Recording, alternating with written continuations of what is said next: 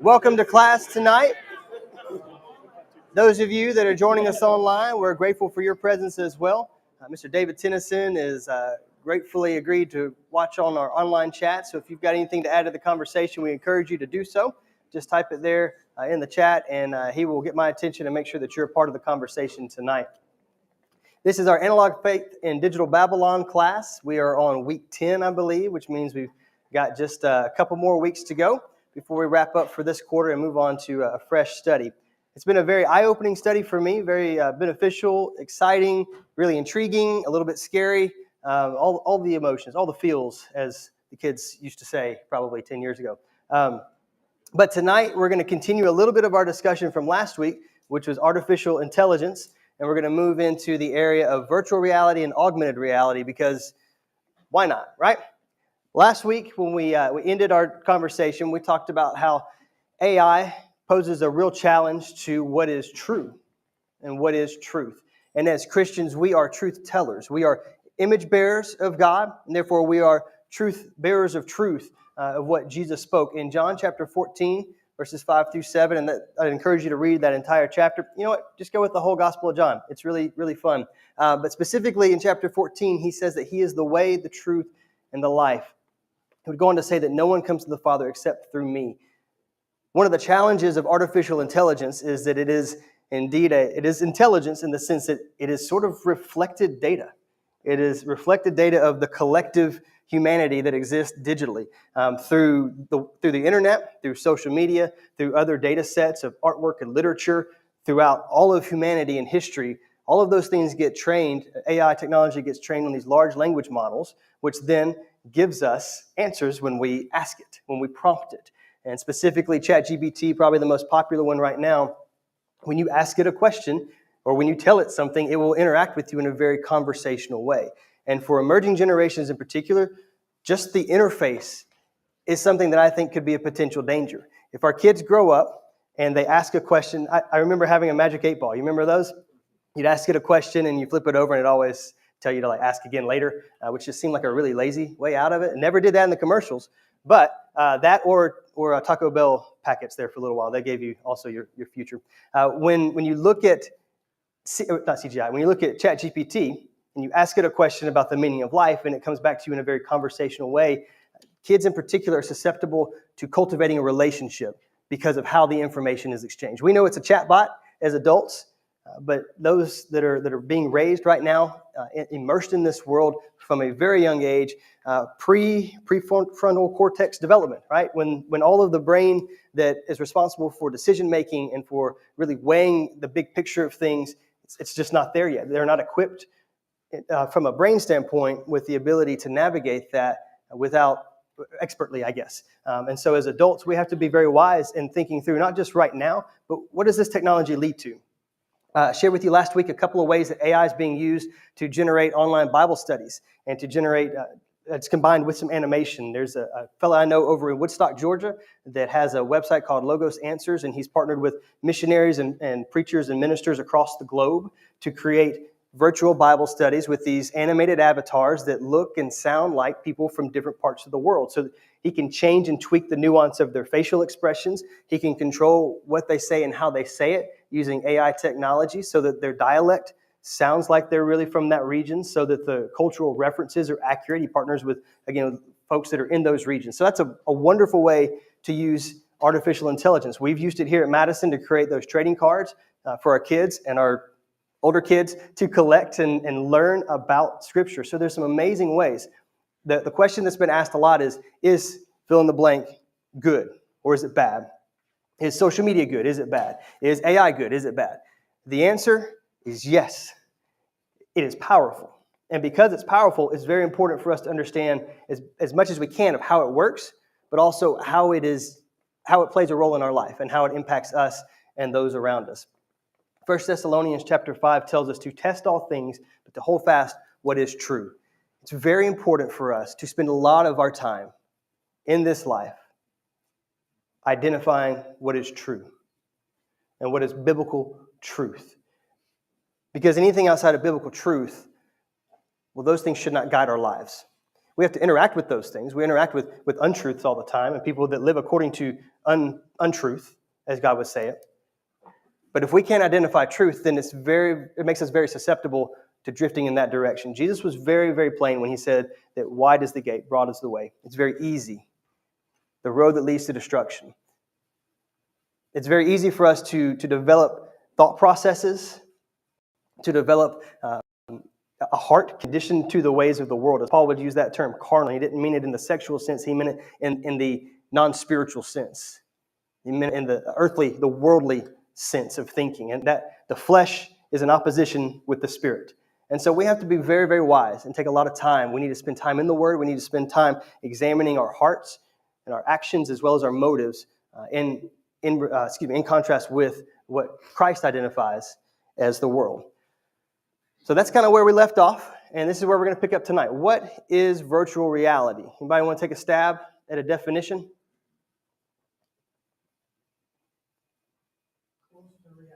Close to reality. All right. What else?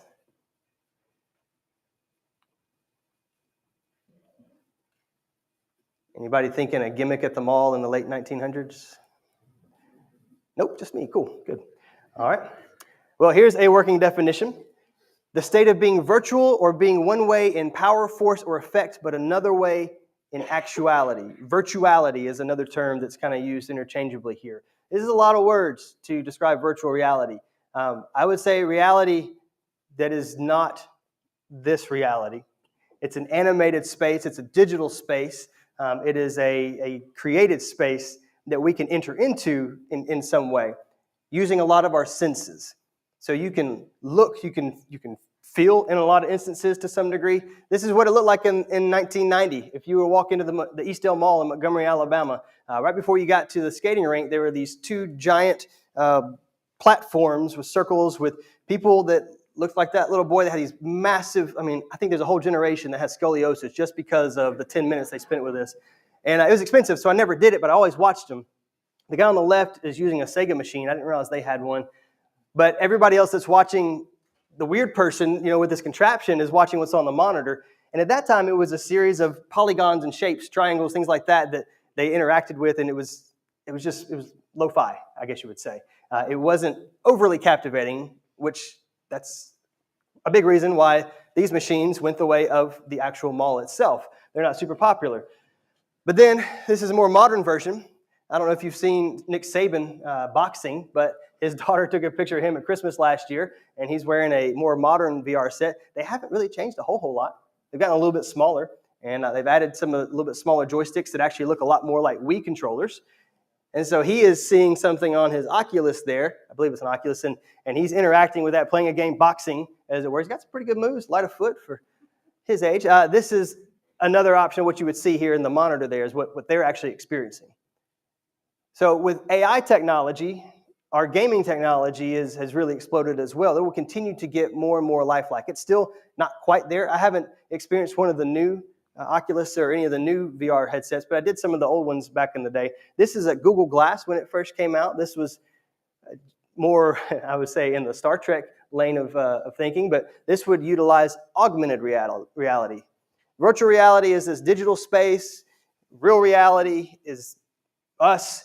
And then somewhere in the middle is augmented reality that takes real reality and sort of overlays some digital elements to it. Think in terms of like Snapchat filters. I wouldn't say really a Zoom virtual background per se, but like on a Snapchat filter, it reacts to you. You open your mouth, the dog's tongue comes out, right? And you look even weirder, right? It's something that interacts with you in a real space, but in a digital way. And so that's a little bit more in the line of thinking of what those glasses were. All right, so we've kind of identified and sort of outlined sort of all on a page here of virtual reality. What are some benefits of virtual reality technology? Have you seen it in your industry? Or have you seen it in other industries that you thought, well, that's pretty interesting, that's pretty cool? So it can be a really good training tool, especially for jobs that are inherently dangerous. So instead of making someone go do an activity that could cause them harm if they didn't know how to do it properly, they use VR, and then if they do something wrong, then they get an animation of dying or hurting themselves instead of actually doing it. Yes. So some would say a video game, and to some degree they're right. Exactly, because when you die, you just start back over. Virtual reality has a benefit of taking real dangers and making them animated so we don't feel death or catastrophic injury, but we still get the exercise. Think in terms of if you are a first responder, you can simulate a natural disaster, and you can go in and you can go and clear a house. If you're a law enforcement, you can go through and have a virtual experience that trains you. And why is it effective in training you? Why would a VR experience be more beneficial than just going through slides? Because you actually go through the motions. You're actually getting at least a little bit of muscle memory to help you when you're in that actual situation. It is completely immersive, right? So the cool thing about it is when you have these gadgets on your faces, when you look around, there's something that you see in all spaces. I have some really, really beautiful slides, and I thank you for all of the praise for those over the year. Canva's been great. But that's one-dimensional, right? It's just a flat square. And you can make the most beautiful slides in the world, but they're not immersive. They don't necessarily elicit emotions or the vascular response that you would if you're actually in a situation. Hunter? Like pilots have used virtual reality for flight simulation for a long time. Yep. And if you've ever been in one of those, it's stressful. It starts beeping at you and everything else. Looking at slides, I usually don't get stressed out. So Yeah. I get stressed out making them and then not proofreading them, maybe. Yeah, that's the part that causes me lots of consternation. But exactly, in flight simulators, those have been around for decades now. It's meant to be an immersive technology. When I came to Huntsville the very first time, I think it was 5th grade field trip, and we did Space and Rocket Center, and then we did the, what's the one next to it, the Aviation Challenge. And that was the first time I did a flight simulator. And when you land, you know, it shakes and it rumbles and all that. And it's an experience of, I could crash a, multi-million-dollar airplane. Then you realize, well, you're 10, you're not in a real one. But when you feel like you're immersed, then you react as though you were in that space. And this is where it's kind of interesting. I'll give you the 3 reasons that I believe VR is super helpful. It's when you can experience something that's unsafe in a safe way, like was pointed out. When something's really expensive. It's really expensive to travel, generally speaking. And so to travel to the other side of the world costs a lot of money. You got to take a lot of time away from where you are. If you did that virtually, you could travel to Rome and you could walk through the Colosseum for $399 for the price of an Oculus and then a program, software to run it. That's pretty cool. Impossible. You could run with dinosaurs. You could enter into Jurassic Park and you could have a heyday running around with dinosaurs. That'd be great. Trey, I feel like you'd be up for that. That's what I thought. So when things are unsafe, it's a good alternative. When things are expensive, it could be an interesting alternative. And when things are impossible, it could be a really creative way. God has created humanity to be very creative, right? By very nature, God was a creator, and God was very creative in the things that he spoke into existence. So it makes sense that as image bearers of that, we would also be creative in what we come up with. It gets interesting, though, with virtual reality, because it kind of becomes its own space where things can happen, but we still have to come back to this space. And so in that sense, it's exactly like the internet. It's exactly like a chat room where you feel like you can create another persona, and you can say things, do things that sometimes you feel like those consequences don't actually come back to get you to you in a tangible way, if that makes sense. And that's where VR can be a little tricky. I think it's something for us to consider. I had mentioned earlier the Logos answers. When we get into some of these unsafe dangers of VR technology, I want us to keep the term reality at the forefront, because I do think that oftentimes we create different personas based on where we are, and that's not necessarily strictly in the digital space. Many of you in this room have an occupation, a job of some sort, and whether you go to an office still or you work from home, you interact with that group of folks. Have you ever had an awkward moment where, like, maybe back in the day, like school friends met church friends, or maybe work friends meet your church friends, and there's just like, oh boy, how are these two mixed groups going to mix? Or your friends met your family, and you're like, this is not going to be good. You know, you're kind of one person over here, but maybe you're kind of another person over there. VR really takes that to a whole nother level. One of the classes that I had to take in some of my grad school was to get an account and to join a form of the metaverse. And we had to create an avatar, and we had to go and have an online experience in the metaverse, and kind of explore a little bit. It was a little bit clunky in my experience. It wasn't virtual. It was just on a computer monitor. But I found a church building. It was massive. I think it was a big community church, and it was a Tuesday, so nobody was home, which was really disappointing. But I got to walk in and walk around, and I don't know if this is an exact replica of their building or not, but I got to explore a little bit. That could be dangerous. All of our security guys are going like, we are not putting Madison on the map here. Not a chance. Probably a good thing. What do you think about a church existing in the virtual realm?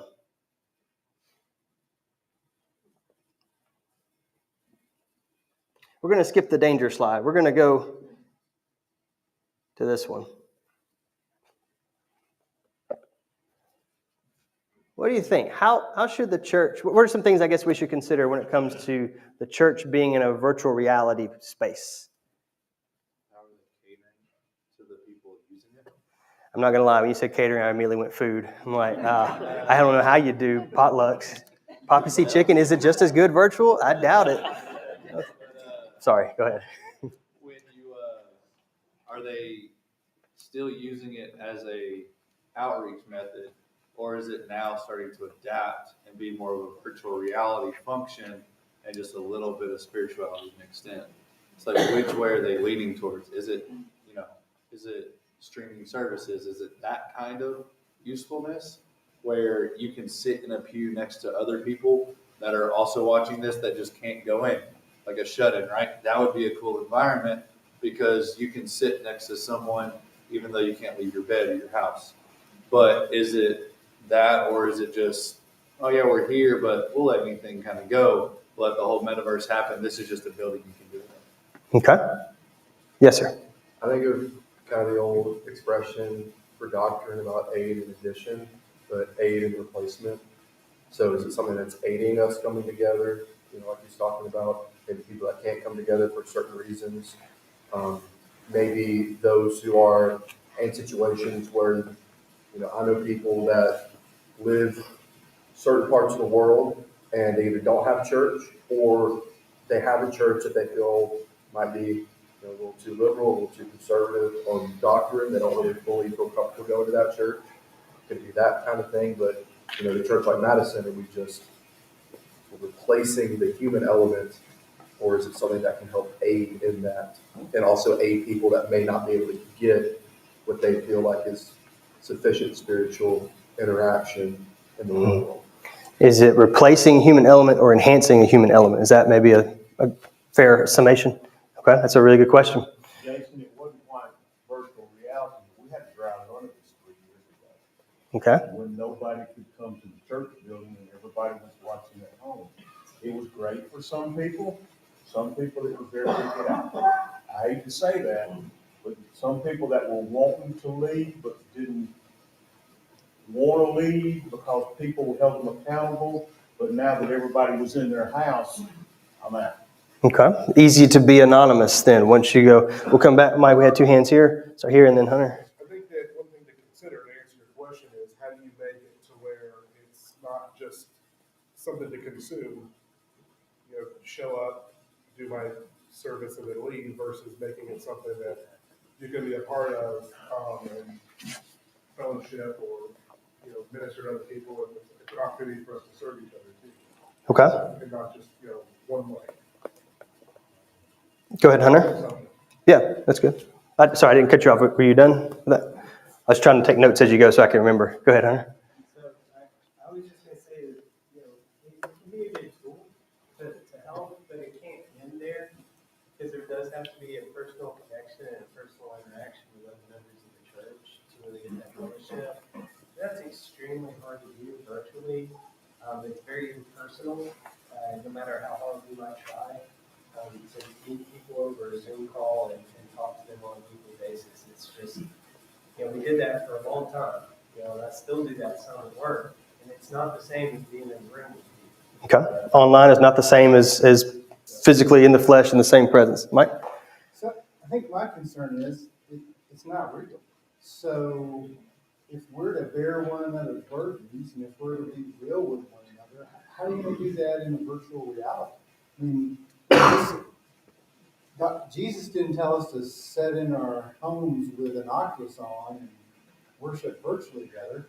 tells us to go out in the world. I mean, we need to be going to the shut-ins. I mean, and so for me, it concerns me quite a bit because I just feel like this is another step that we're going to take where we don't have to be anybody's lives. We don't have to be inconvenienced and go to someone's house or inconvenienced and go to a nursing home or to get out and reach the masses, right? I mean, it's now we're like, well, I can reach everybody from my living room and virtual avatar, which, you know, my avatar doesn't have hair. I'm with you. I'm with you. I'll go to the shop online with you. Yeah, we'll do it. Somebody else, Jimmy, and then Wukash. It's just on top of what everyone else has said. Part of what we do when we come together and worship is we sing together. And if you're doing it virtually, then there's no way, at least not yet, for them to bring all the voices together the way that God wants to, the way that God intends. And it's it's praising God, but it's also encouraging to other people around you to hear you sing. And so that's something that we'd be lacking. It can be a good tool, just like being able to stream worship service is a good tool. If you're at home sick, or if you're not able to get out, or something like that. But it should never be it should be the exception, not the rule. Okay. That we should always be coming together, because there's the fellowship afterwards, but there's also just hearing other people sing with you can be really encouraging. So, have you ever played anybody online, video games? Are you able to hear them? You can, but Okay. Is it a group setting? Would you be able to hear multiple people? No. Just one person at a time? It would come out as a jumbled mess. You'd never be able to get everybody's voices synced together in the way that would have the same effect. I got you. For 2 months, we exclusively did that. You could turn your TV up as loud as you want to drown out, but the physical voices you heard were exclusively in the room with you, which was limited to your household. So we've done it for a period of time, and I know your point there was it's not an extended, playing a little devil's advocate, and there's a purpose for this, not just to pick a fight. This is still novel for us. In 20, 40, 50 years, our children and grandchildren, it's going to be normal for them. We have to teach them how to think about things. And specifically to Mike's point that because you can may or may not mean that you should. And we have to learn how to discern. So, for instance, the singing, I'm glad you brought that one up. What else do we do? And Wukash, I haven't forgot about you. We'll come to you in just 1 second. What are some of the things that we do in our weekly gatherings? We gather on Sunday. What are some things that are part of our Sunday gatherings? We said singing, communion, Lord's Supper, offering, fellowship, prayer. Okay, sermon or Bible study class. What else? I think the big thing is Baptism. the reality doesn't replicate is physical touch, like a handshake or a hug or something like that. Okay. If it gets to a point where if you reach out and and it vibrates, still not the same, but it would have some form there, right? Some people may prefer that. Baptisms. So can we sing together online? Raise your hand if you think yes. All right, hands down. Raise your hand if you think no. This is getting real fun. All right. Can we pray together online? Raise your hand if you think yes. Majority of the room. Raise your hand if you think no. All right. Well, now you're just scared. Okay. Can there be a sermon online? Okay. Yes. Most everybody. Bible study online. For the most part. Yeah. Offering. Did you know that about 70 to 75% of our weekly contribution comes from online giving? It was like 12 pre-pandemic. Scripture reading. Can you read scripture online? In the virtual space? Can you confess sin? Here's the controversial one. Can you do announcements? I kind of wish we would only do that online. What about baptism?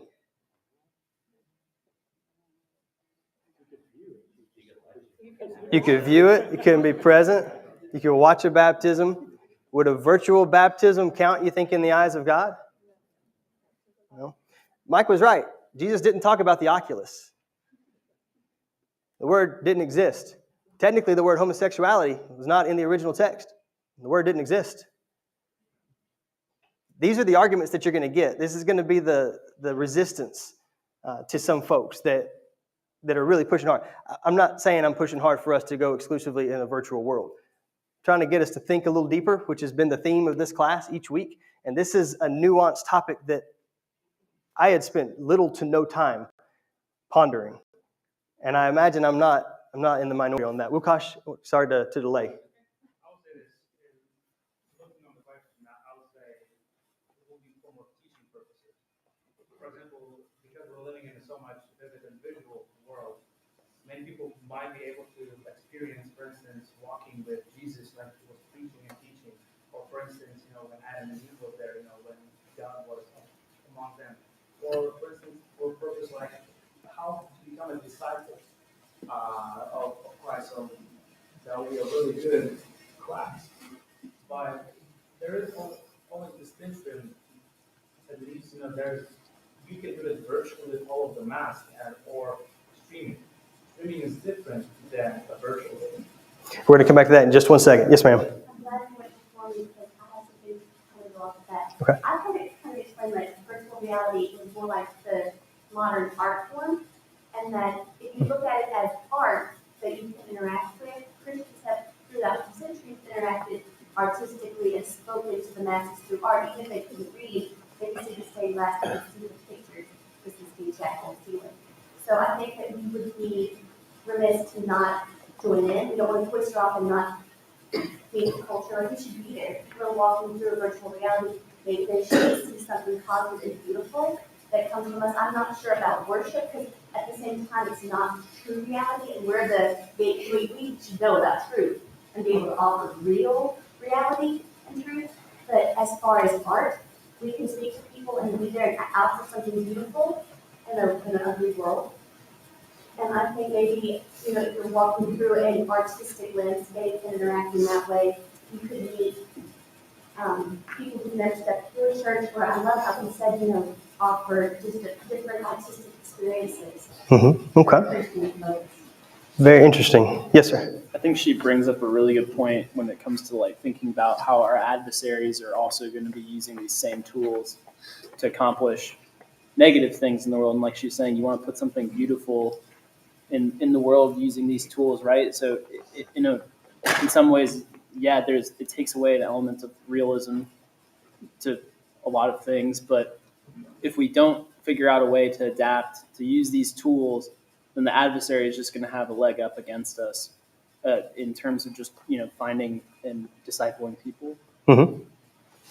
Counterpoint. I'm just kidding. Or is what I was thinking about, and I loved what Mike said, or is the adversary trying to get us to come into this world and bring us into this completely fake reality that's going to become a reality to some people, like a shut-in? Like, is it better for them to try to get involved in the people that are actually around them, or is this virtual reality going to become their reality and they're not actually, interacting in the way they should in the real world?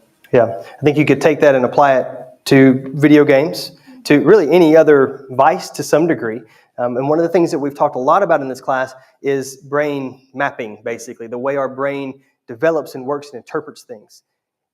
If virtual reality would put us in a situation and causes us to have all of the physical, biological reactions to that virtual situation as we would in real life, then I think it's something that we need to take note of, that we need to be very, very aware of and how it's shaping and forming us. Julie? I was going to say something similar to what Sarah Ann just said, but when you think about it, a lot of people talking to people who have healthier relationships with their devices than people my age and younger, and you've talked so much about just how much depression and anxiety has increased with social media usage in kids my age. And I think about people, Gen Z, whatever the next generation is, them and their approach to having a virtual church and a virtual reality in the church. I think a lot of the depression comes from, like she was saying, you've immersed your reality in something that isn't fulfilling. And you look for your social interactions online and in your social media, and it will never satisfy you. So each time you put down your phone and you're forced to look at the real reality, it's not enough because you haven't gained any satisfaction from what you've poured your time into.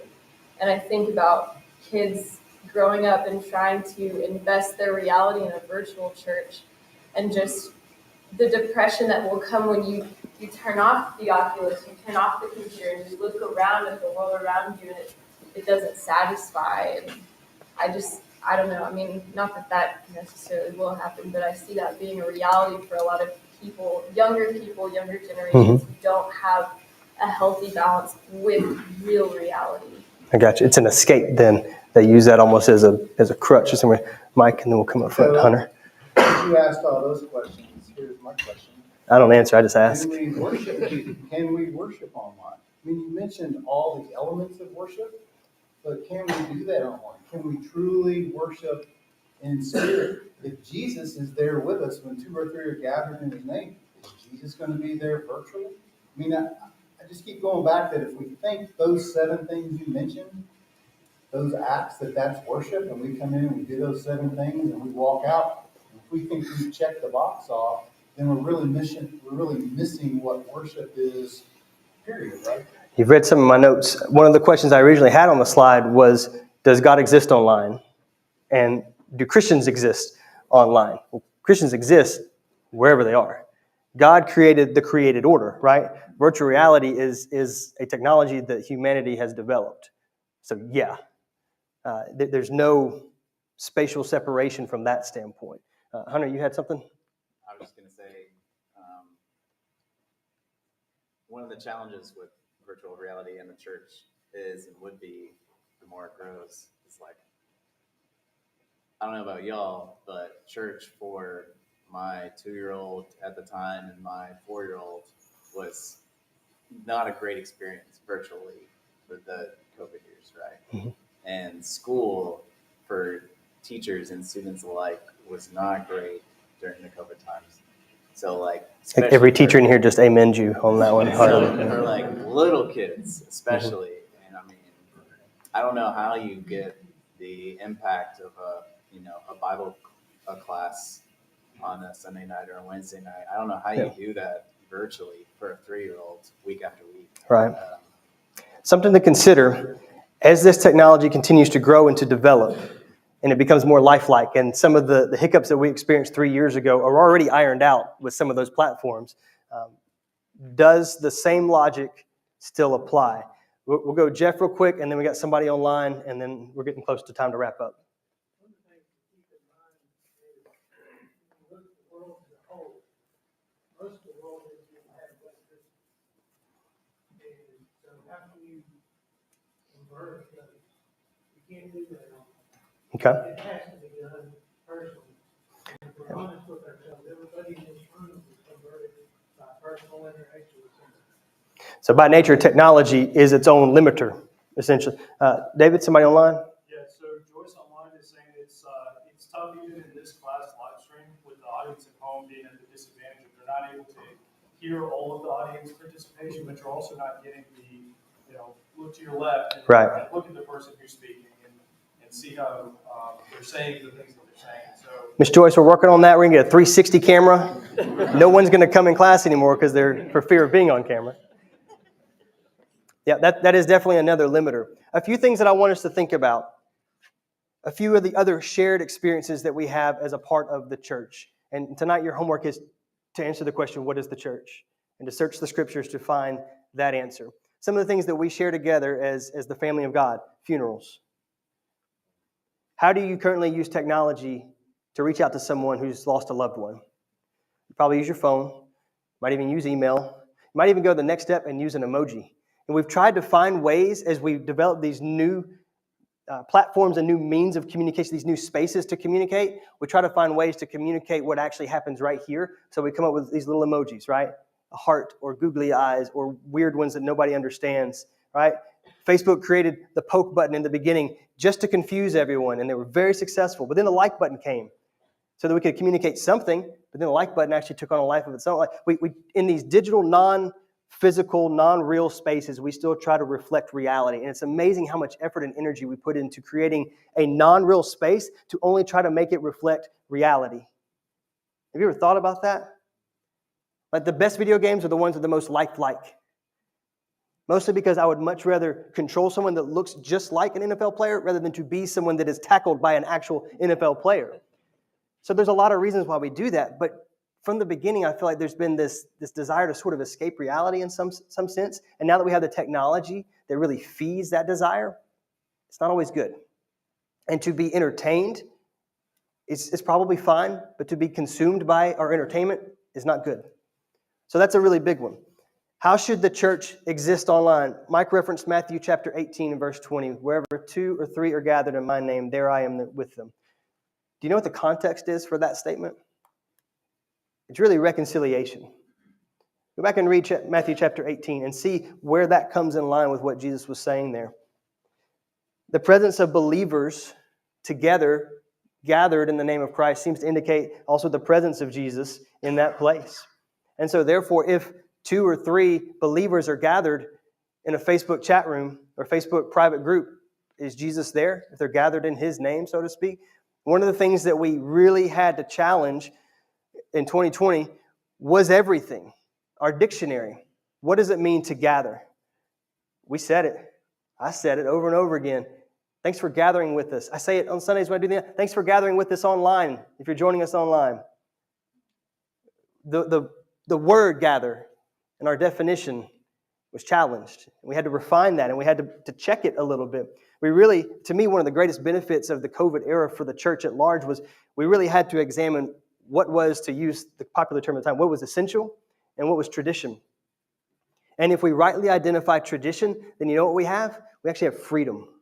We have the ability and the liberty to tweak and change. And so we adapted some things.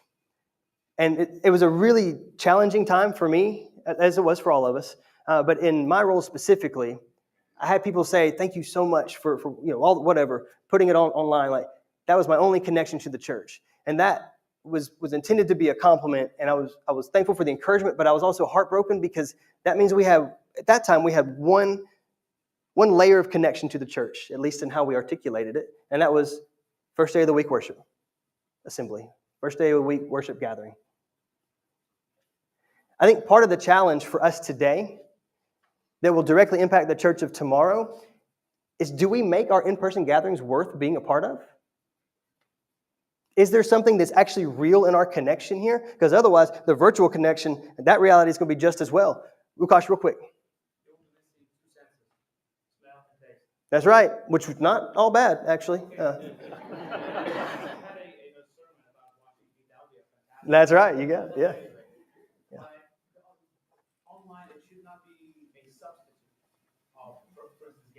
Because you still have to have somebody, even though, as you said, if we're going to vibrate, you might be able to hear a person, you may be virtually see that person, but it's still in 3D. Yep. It's still not physical, although you can feel it in your own home, but you don't feel the other person. Yep.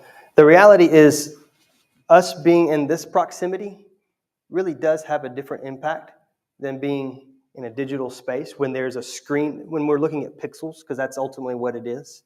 We kind of talked about that when we talked about pornography, and really what people are training their brains to operate and to respond to are pixels.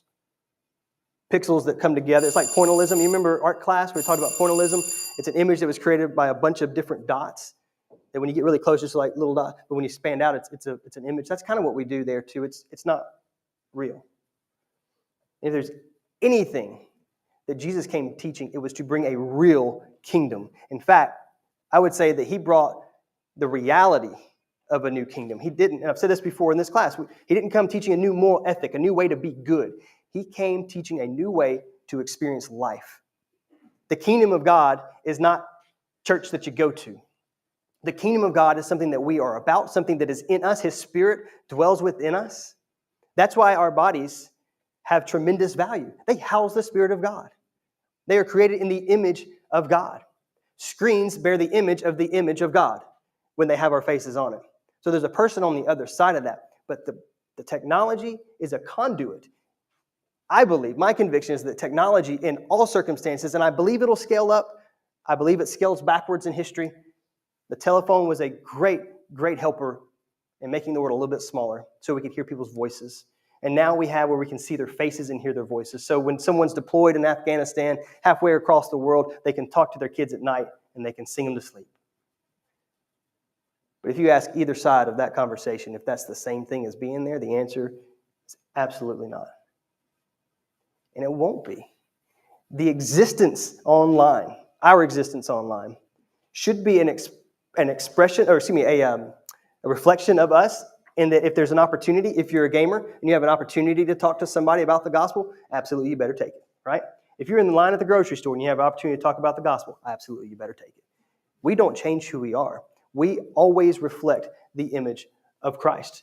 We always reflect the image of God. Acts chapter 2, 3, and 4. You see people that sell their real stuff for the sake of giving the proceeds. They sold home or property, not for the sake of then moving on up in the world, not for the sake of buying new property, for the sake of giving that money to other people who were in need. There are two very visible wars going on our planet right now. Those are the two that the news are picking up on. There's wars all across the continent of Africa on a regular basis that we have no clue about.